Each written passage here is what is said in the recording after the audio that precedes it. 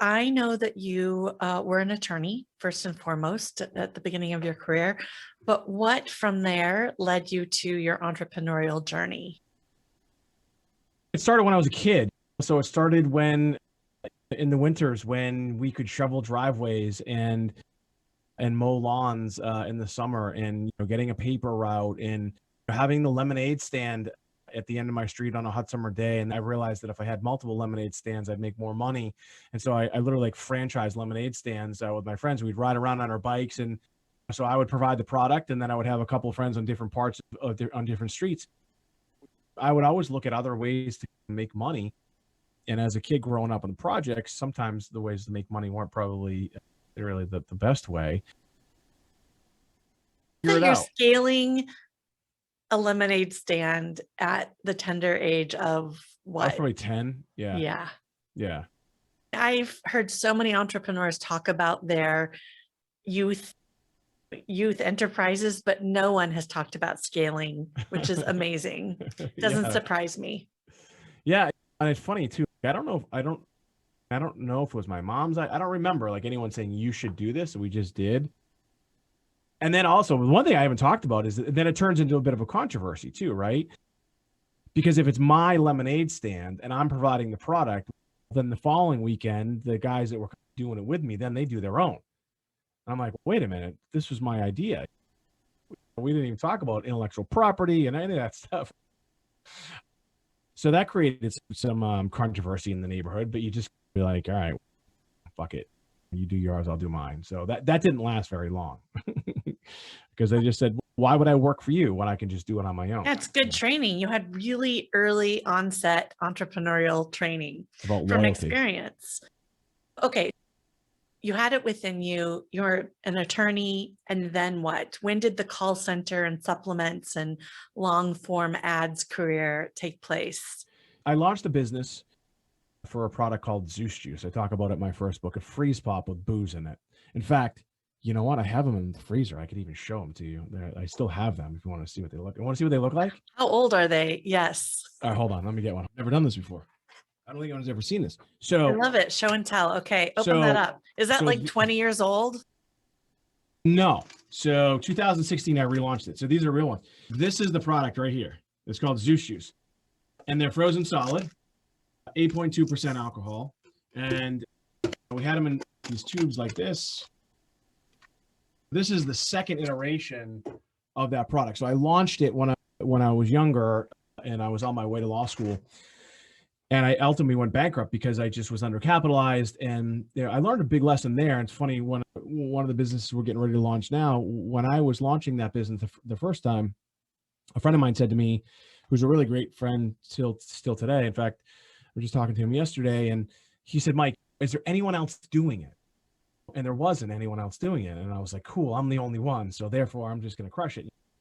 And he says, well, that could be a problem. And I'm like, what do you mean? No, this is my idea. This is cool. And he said, well, there might not be a market for it.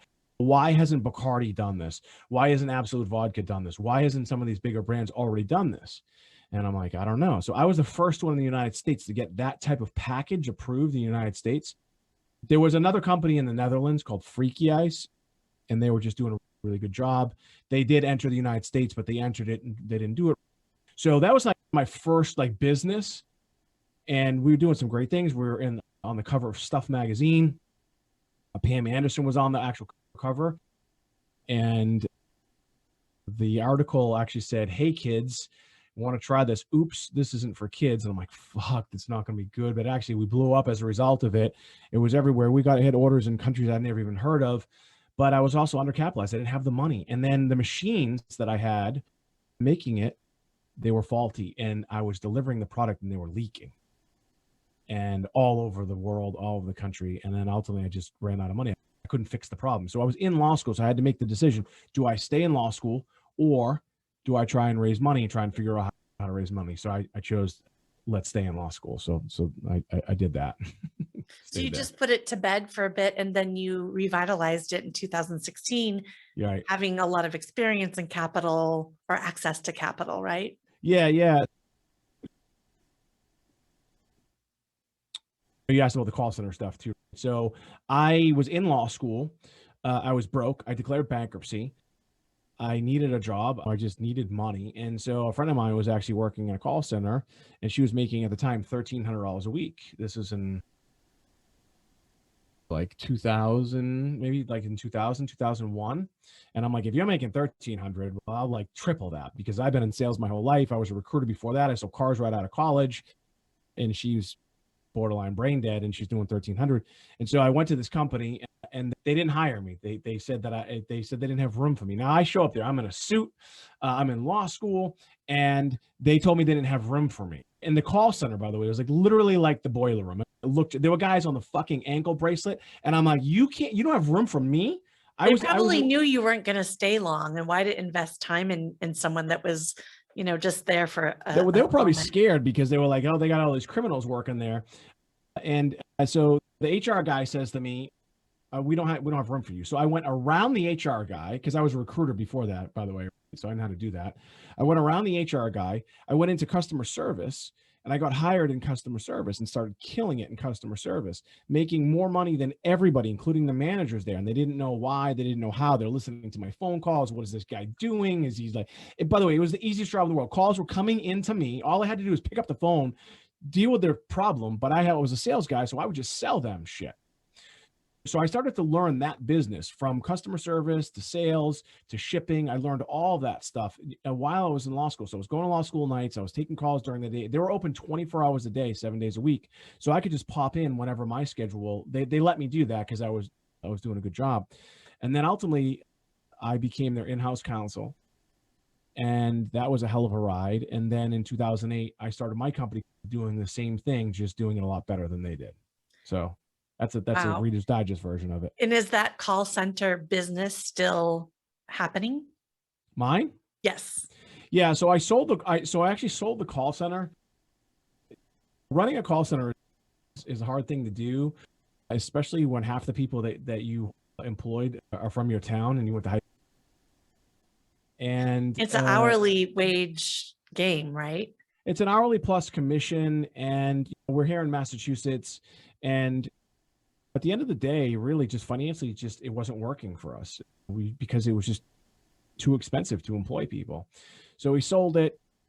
And I do have outbound guys, though, that they're straight commission. And these guys, they're making consistently 6 figures year after year. Even when our revenue has been going down throughout the years, they're still doing well, because these guys, they're professional salespeople, and they've built a massive database of their own. It's our database, but it's their kind of clients that they work with. And we pay them the same commission, whether it's a new sale or an old sale. So mostly dietary supplements, books, but mostly dietary supplements, nutritional products. And we sell everything from pet products to joint health products to male sexual health products to testosterone, just a general greens product. You and I have talked offline, and I was saying, I get tired of this business, because there are a lot of charlatans in this business. There are a lot of people that make outrageous claims. When I was a lawyer at my old company, they were one of them.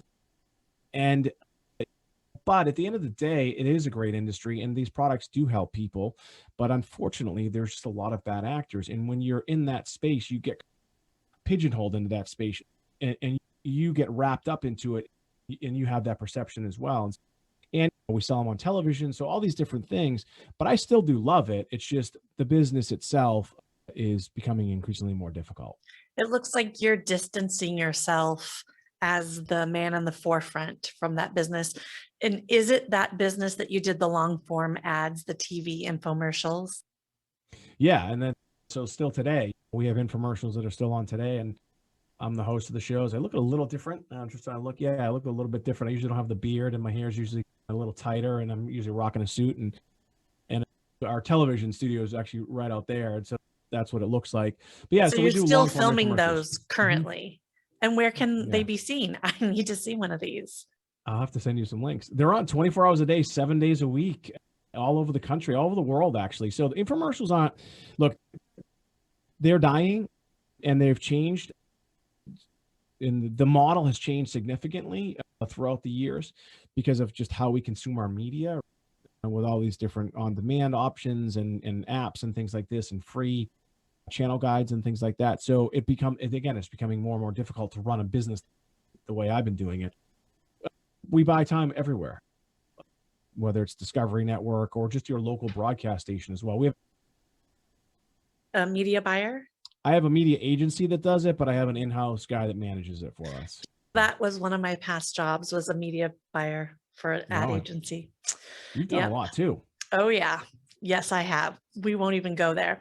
Okay, so I would love to know what business landed you on the Inc. 5000, or Mhm. what businesses, which ones?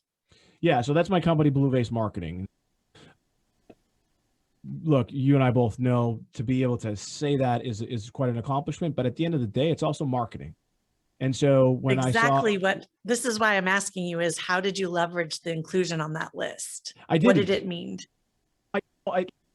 So as a young entrepreneur, you have grand visions and you have ideas and all these things. And most of the stuff is too grandiose, and it's just never going to happen. And so the company itself, we wanted to service others as well. And we have done that a little bit, but for the most part, all of our stuff is our stuff. Like when I ship product, it's our product. When calls come into our call center or outbound, it's our product. And so when we're doing customer service, it's all of our stuff. This is our studio. So are you developing the product? Is it white labeled, or is it a combination of all of that? Yeah. So it's on a case by case basis. So for instance, I'm going to be doing one next, actually at the end of this week. The gentleman came to us with the product. The product is already done. We look at it from a legal perspective. Some of the claims that he wants to make, can we do that? And if we can't, then we modify the formula. We own the name, we own the trademark, we own the copyright, we own all that stuff. And so it usually comes to us as a product or an idea, and then we essentially license it to them, or we license it from them. But we then own all the intellectual property, and that's how the model works. So at the time you were on the list, you didn't really leverage that for likes, media, social. Yeah. Like we haven't. So it was something that, look, one of the things that I've always struggled with is that I'm an infomercial guy, right? We sell male sexual health products. We sell stuff on TV, which again has that negative connotation. And it was more of, hey, like, we're legit. So we've been on the Inc. 5000 3 years in a row. When I made the Boston 40 under 40, it was about me, but it was also about the company itself. And then when we started to do things like, we sponsored Fabricio Verdum in the UFC heavyweight championship fight, where he won that fight with one of our products. We've done a ton of stuff with NASCAR, and I didn't realize the power of those two things more so than anything with my sales guys, because I had a few sales guys say to me, Mike, you have no idea how powerful that is to say that, hey, we have a car in the Sprint Cup Series in the Daytona 500, and we can show it. And we can show that we sponsored Fabricio Verdum in the UFC. So that right there was something I was like, wow, okay, cool. So that helps just with brand equity and also maybe closing sales. So the Inc. 5000, be honest with you, was more of just hey, we're real, like we're legit. That makes complete sense. Yeah, yes. Yeah. Mm-hmm. In my industry of the events and entertainment production world, there's pretty much no one in my field that is on that list. So it makes us look huge. It makes us look way bigger than the perception is greater than the reality. Okay, so the next thing, but it is a great accomplishment. It is to scale and grow a company. To be on the list is a lot of work. It doesn't say anything about how much profit you're making, which I have suggested to Inc. to do another list. And I don't know. This is true. And if they did, I wouldn't have been on it. Okay, so you've written some books, quite a few, and I want to know how that led to your starting a book marketing division. Yeah, a book marketing thing. Yeah. So my first book is titled Ask More, Get More. And it goes back to the Inc. 5000 thing a little bit about why. So the original idea for the book is we were going to create a funnel. We're going to sell the book on TV, and people were going to come in and we were going to sell them back-end programs, coaching and training, all that other stuff that everybody knows about. But as we started to do that, I think, again, you and I have talked offline a little bit about this. I just decided I didn't want to do that. It's just, at the time, it just wasn't me. I didn't want to sell a $197 package with the goal of really upselling them to the $997, to the $290. I don't know. It just didn't excite me. I didn't feel good about it. There's nothing wrong with that business model. I just didn't want to do it. But I was writing the book, and as I was writing the book, I started to realize, I'm like, wow, this is pretty cool. Like, I've done some pretty cool stuff, and I think that, you know, people could benefit from it. And the title, again, is Ask More, Get More. And I was like, this is a cool title. There's great content. And for me, as a person, it is more, again, to build that legitimacy and that credibility factor, to have a book that's not a self-published book. Again, nothing wrong with the self-published thing, but I wanted to just step it up a little bit for me, because I have a chip on my shoulder. I'll always have a chip on my shoulder, because I'm always that kid from the projects are literally right there. I can see him if I stood on this building, and I see him all the time. And so I'm always going to be that kid, no matter what I do. And people are always going to perceive me as that too. Now, that may be some sort of weird thing that I got going on. I'll have to work with that with my therapist. But so that first book for me was, hey, I've arrived. And was this one published by Wiley? This one was published by Greenleaf. So this is the one right here. And when I submitted, it's funny too, how I've even connected with Grant Cardone, because you've probably heard me tell the story, but I would go to the airport and I would see Grant Cardone's books, and I would see Ryan Blair's books, and I would see Tony Robbins and these other guys. But I picked up Grant's book, his first one, I think it was Sell or Be Sold, or If You're Not First, You're Last. And Greenleaf was the publisher. I didn't even know who Greenleaf was, but I'm like, if it's good enough for Grant, good enough for me. Submitted it to them. They responded with I didn't know anybody there. They responded with a 26-page yes, which meant was, we'll do it, but you have to rewrite the book. And I didn't want to do that. I'm like, fuck. But I did, and we've done some great things with that. And so the other books, the second one is called 5% More, and then my last one, Blueprint to Business. I wrote a children's book in between that as well. The whole book thing came about when I was on a podcast, and I was talking about how much money I've spent on my books, which is, I wish I had most of it back. But let's use that number. Say that number out loud. It's over 2 million. You know, I mean, the first rate again. So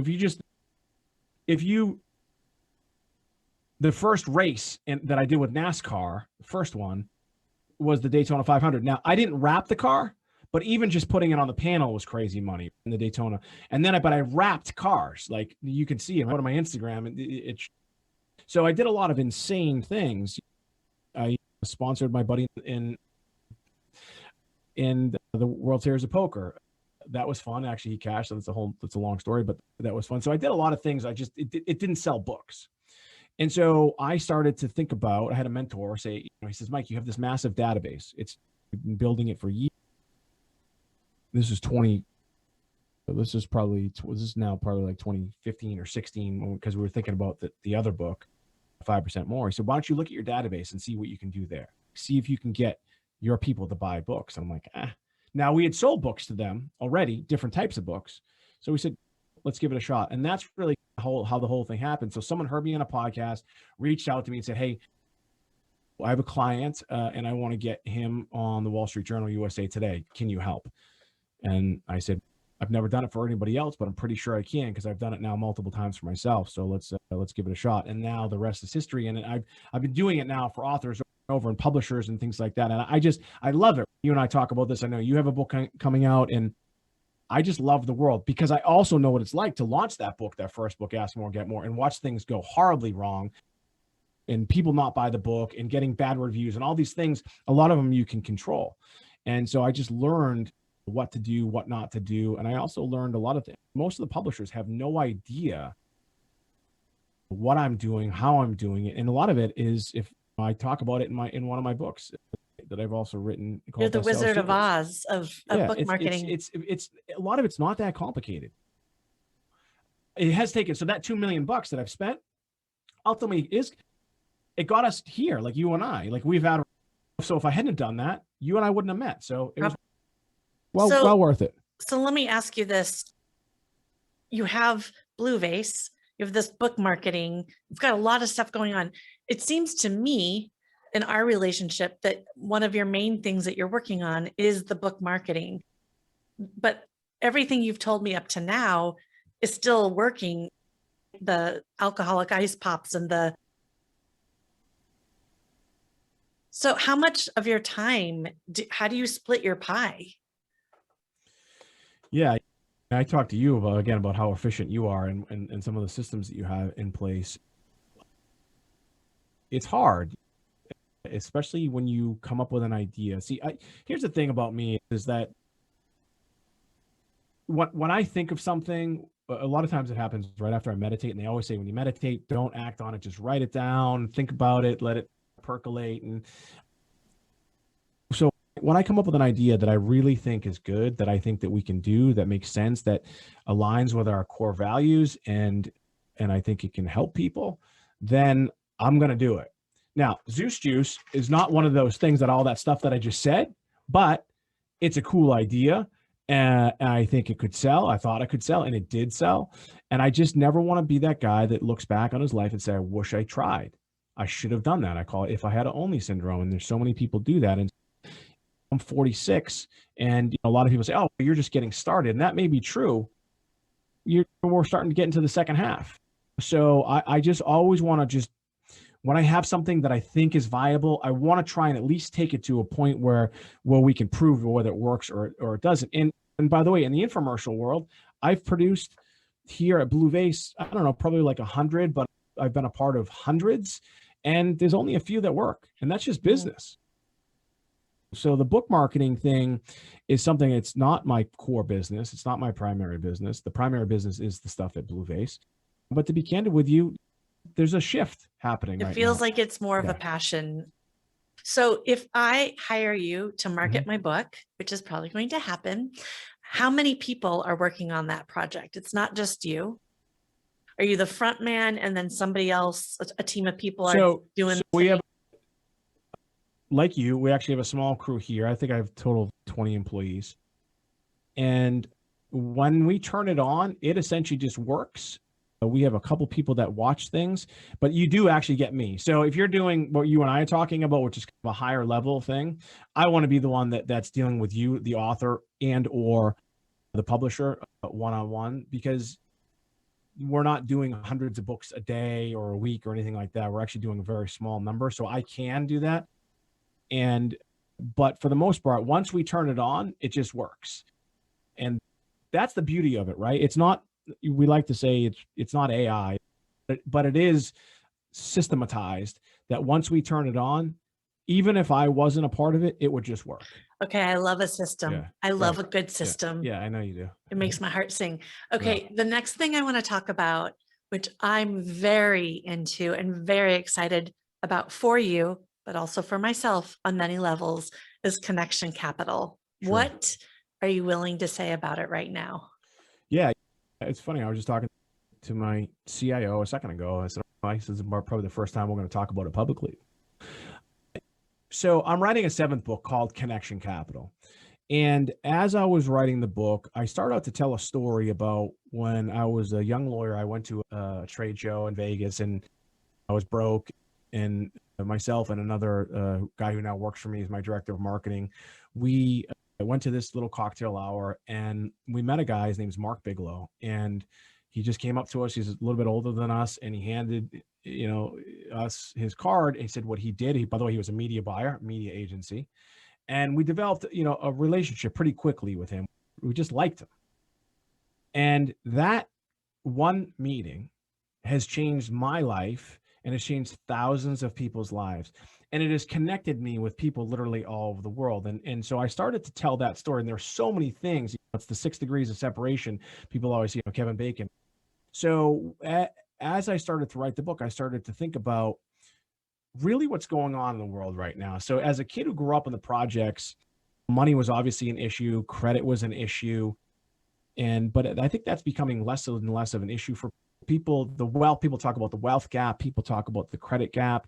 But really, what's happening, and the most difficult thing for people, is the access gap. Nelly has that song, Bill Gates, Donald Trump, let me in, right? Because people want in, and people deserve to be in.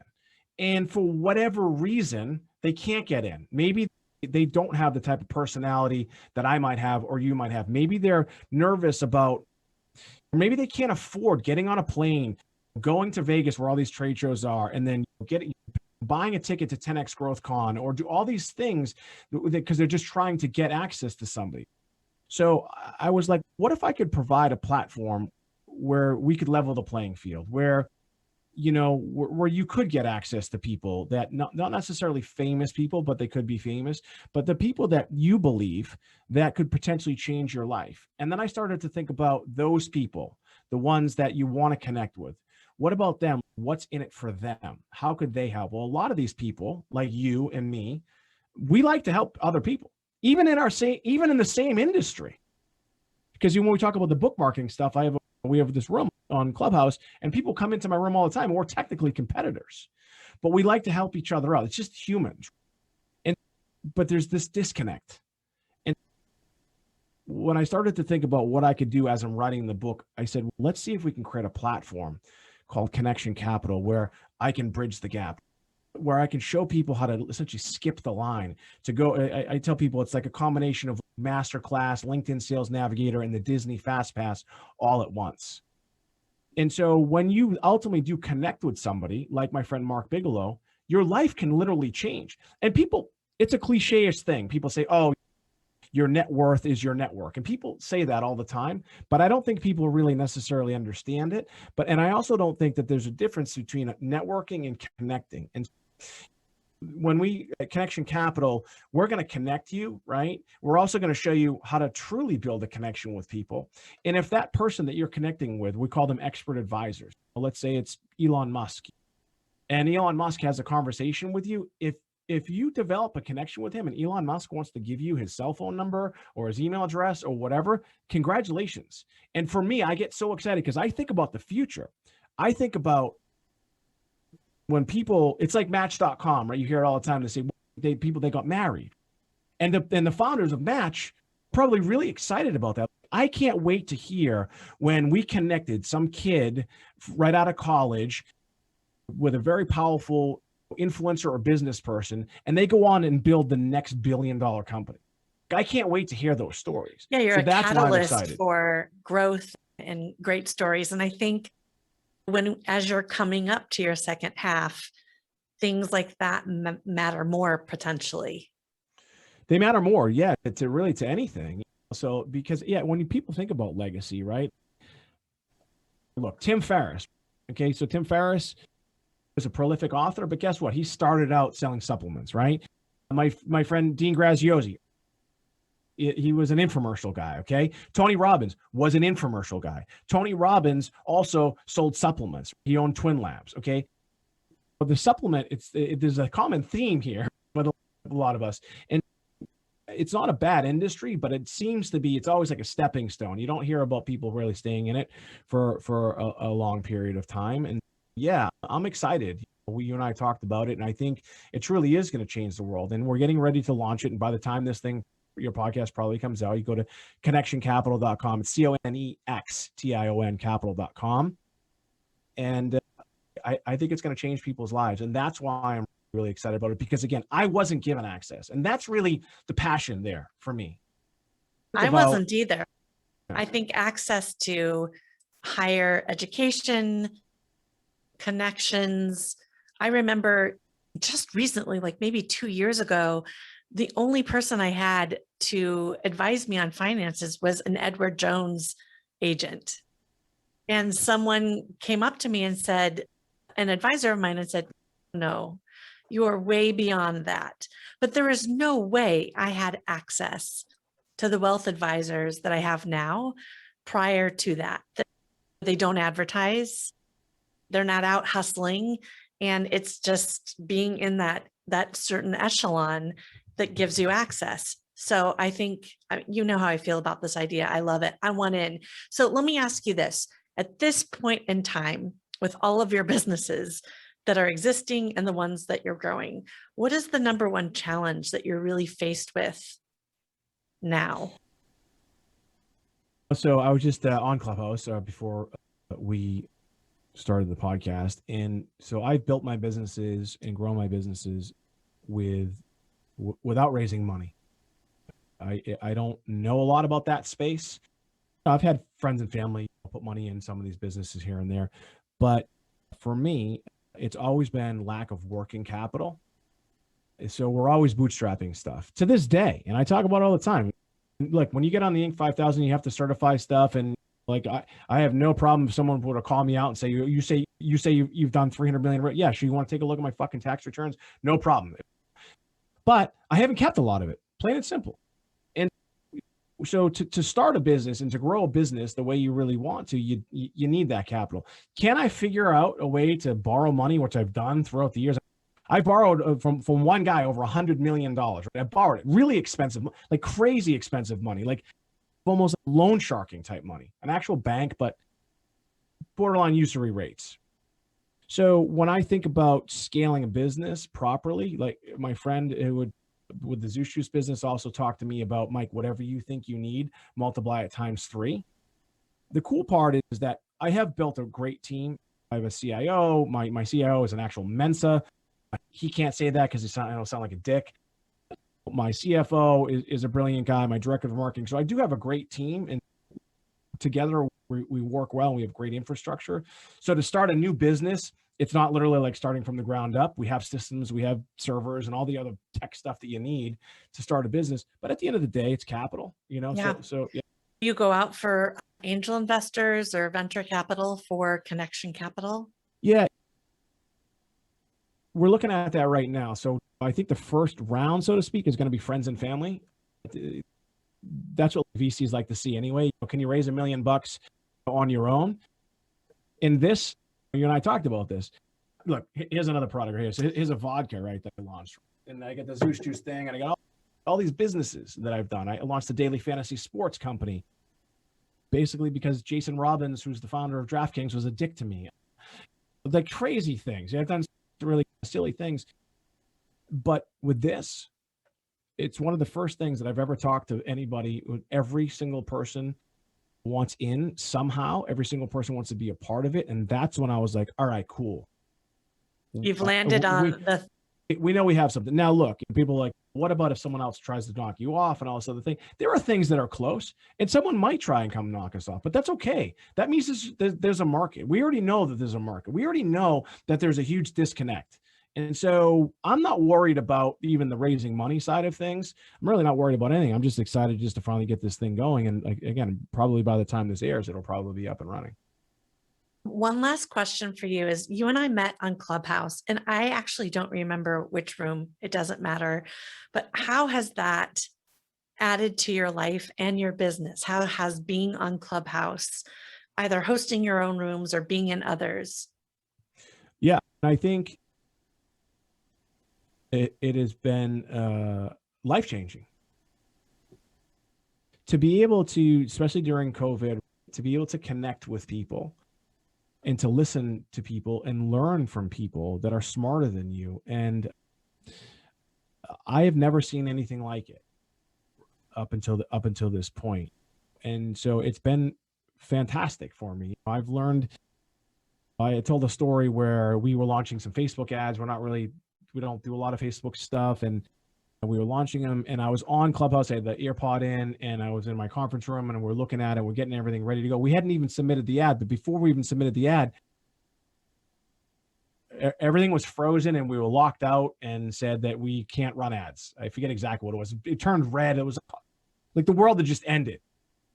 And I'm like, oh my God, we haven't even done anything yet. We haven't even launched yet. Like, I don't even know what happened. My guys were like, we don't know what happened. So I was on Clubhouse, and I'm on stage as one of the entrepreneurs and the guys who supposedly knows what he's talking about. And I was like, hey, can I ask a question? So I told everybody what happened.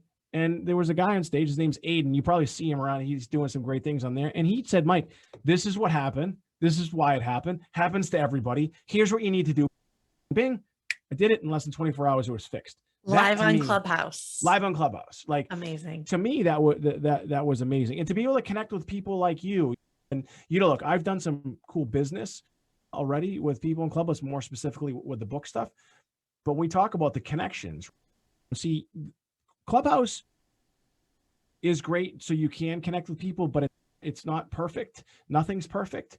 And I think a lot of people at the world of Clubhouse is certainly changing. But I would say it has changed my life, because also the other part is Clubhouse is like going to a Tony Robbins or going to the Learning Annex at the same time, 24 hours a day, 7 days a week. So if you want to learn about a particular thing, like I told you earlier, I was just in a room on Clubhouse about how to pitch to VCs and angel investors, because I've never done it before. So how else am I going to learn? I got to learn from somebody, or have somebody on our team that knows how to do it. Feel like ConneXtion Capital, what you've built and what you're building, can be as big of a wave as Clubhouse has been in the last year? I agree with you, and I'm glad we're aligned with that too. Again, just before my CIO was out there, and I'm like, we're just putting together a couple of things, talking about a couple of other ideas. I'll tell you this too. It's on the same subject, but as entrepreneurs, I talked to you a lot about your business and how systematized it is, and it's great. And I think you said, is it Salesforce? I think called you and said, "Man, what you're doing this. We want to know how you're doing it, because you're using it beyond even what they thought of." But that's also the thing that excites me, and maybe makes me a little bit nervous. Not nervous, but okay. When we do a MVP, minimum viable product, it's not 100% what I want. Like, I want it to have everything possible right now, but we just know we can't. You've got to layer in those things so that people are like, for lots of reasons, to test it, but also to give people something to look forward to. Right. Yeah, you can't give it all at once on the first. But I just want it to be perfect right away, and I know it's not. And as a type A personality and an author who will go through and you see typos and all this other stuff, that's a little bit hard for me to do. But I do know that what we have is a beautiful thing, and I think it's going to change people's lives. In fact, I know it is.